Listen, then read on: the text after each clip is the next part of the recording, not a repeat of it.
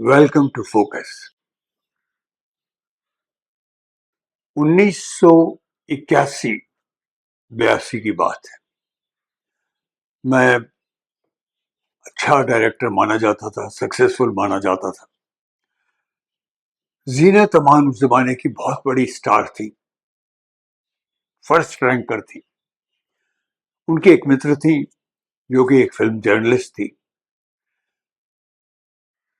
तो वो इस फिल्म जर्नलिस्ट को, जो उनकी बड़ी अच्छी दोस्त थी, उसको प्रेरित करती थी कोई फिल्म बनाओ।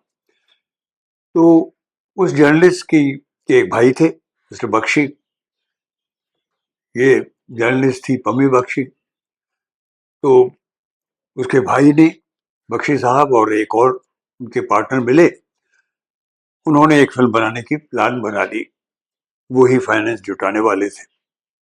मुझसे मिले, मुझे साइन किया और कहा कि जीनत जी को कोई सब्जेक्ट सुनाना है। मैंने उस जमाने में जीनत जी की जिस तरह की फिल्में चलती थी उस हिसाब से एक मनोरंजन से भरपूर थॉट सोचा और हम लोग मिलने गए। और अजीब बात हुई। जीनत told me point blank, says Vinod, I've been following your track. तुम ये आम सब्जेक्ट मेरे पास लेके क्यों आए हो? तुमने ये नजदीकें एक बार फिर उस तरह की जो गहरी कुछ कहने वाली फिल्में हैं वैसी क्यों नहीं? उसने मुझे प्रेरित कर दिया और बहुत प्रेरित किया। उस जमाने में मैंने टाइम्स ऑफ इंडिया में एक छोटी सी न्यूज आइटम मैंने पढ़ी, इंग्लैंड के बारे में थी। मैं खुद, मेरी पहली फिल्म लंदन में ही बनाई थी, वहां रहता था। इससे पहले बम्बई जाता रहता था। तो वो खबर नेचुरली, बिकॉज इंग्लैंड के बारे में थी, मैंने पढ़ी। वो एक छोटी सी लड़की के बारे में थी, नॉर्दर्न इंग्लैंड, स्कॉटलैंड की तरफ, जो एक टूटे हुए घर से, ब्रोकन हाउस, एक रिग्रेसिव एटमोस्फेयर, बच्चों के लिए अच्छा एटमोस्फेयर ना हो, बेपढ़ी लिखी सी थी, बहुत कम पढ़ी लिखी लड़की थी। तो वो जो न्यूज आइटम था उसने मुझे अजीब झकझोर दिया। पता चला इस छोटी सी 11 साल की लड़की ने दो छोटे छोटे बच्चों को, 3 या 4 साल के, उनको गला घोंट के मार दिया। ये छोटी बच्ची जो कि पूरी तरह से एडोलेसेंट भी नहीं हुई, उसने उन्हें मार दिया। उस पर मुकदमा चला। तो वो खुद बच्ची थी, तो मुकदमा, और इंग्लैंड में जो लॉज थे उसमें कोई बच्चों के बारे में उस तरह से था नहीं, तो उस पर एक एडल्ट की तरह से ही मुकदमा चलाएगा, जैसे कि वो एक एडल्ट क्रिमिनल थी। जेल में कुछ दिन जब वो रखा गया उसे, तो एक अजीब इत्तेफाक हुआ। ये बेपढ़ी लिखी गरीब लड़की, बेहुदा सी लड़की, इसका नाम था मैरी बेल, ये जेल में टूटी फूटी कविताएं करने लगी। और उसकी जो पोएम्स थी, जो टूटी फूटी थी, वो एक स्ट्रक्चर लेने लगी और उसने लोगों को झकझोर दिया। ये जो न्यूज आइटम मैंने पढ़ा था उसके बारे में था। एक राइटर के लिए ये चीज उद्वेलित करने वाली थी। मैं भी उद्वेलित हुआ और मैंने स्क्रिप्ट पे काम किया और हम फिर गए जीनत के पास, उसको सुनाया। टाइटल रखा, जहां तक है आसमान। सब्जेक्ट बड़ा इंटरेस्टिंग था। एक ऑथर जो कि नॉवलिस्ट है, जो किसी आग की पलेगों में जाता है, जब उसे कोई नया नॉवल लिखना होता है, जहाज से जाता है, हवाई जहाज से नहीं जाता, पानी के जहाज से जाता है, ताकि वो उस मूड में डूब सके जो लिखने के लिए जरूरी है। ये ऑथर कोई 40 साल का, तो हमने मार्क, वैसे यंग थे थोड़े, लेकिन हमने मार्क को दिया, ही लुक वेरी सोफिस्टिकेटेड ऑथर। उसके टच में उस जहाज पे, पानी के जहाज में, उसके केबिन में छिपने आई हुई एक लड़की उसे मिलती है, जो भाग रही है कुछ चोरी करके, और किसी तरह से जहाज पे चढ़ गई, वहां मिलती है।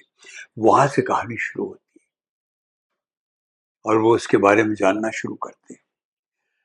ये इंटरेस्टिंग स्क्रिप्ट हमारी बन गई। जीनत अमान और मार्क जुबैर उसमें काम करने वाले थे। और जैसा फिल्म इंडस्ट्री में होता है, कई वजह आ जाती हैं। मेरी एक बहुत बड़ी फिल्म पिट गई बुरी तरह से स्टार, जहां तक आसमान नहीं बन पाई। उसकी स्क्रिप्ट बहुत प्रभावित करने वाली स्क्रिप्ट, जिसने जीनत को बहुत प्रभावित किया था, सब रह गई।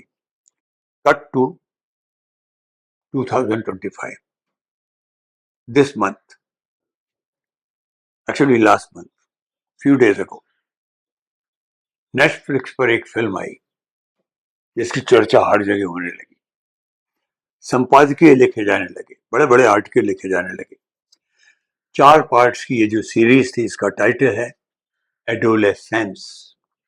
एडोलेसेंस वंस अगेन एक अर्ली एडोलेसेंट 14 साल के बच्चे के लिए बारे में है, लड़के के बारे में है, जो एक दिन अपनी गर्लफ्रेंड को, जो बहुत यंग है, 8-9 साल की है या 10 साल की, उसको छुरे से कौंध कौंध के मार देता है, जघन्य ब्रूटल मर्डर। पुलिस उसको आकर पकड़ती है। बिल्कुल मैरी बेल की कहानी आने लगी दिमाग में। बहुत ही ब्लैक सब्जेक्ट, दहलाने वाला सब्जेक्ट, और इसके चर्चे इतने ज्यादा होने लगे हर जगह कि मैंने भी देखा। मैं तो वैसे भी इस टाइप के सब्जेक्ट को बनाने ही वाला था 30 साल 35 साल पहले, 40 साल शायद मैं काम किया।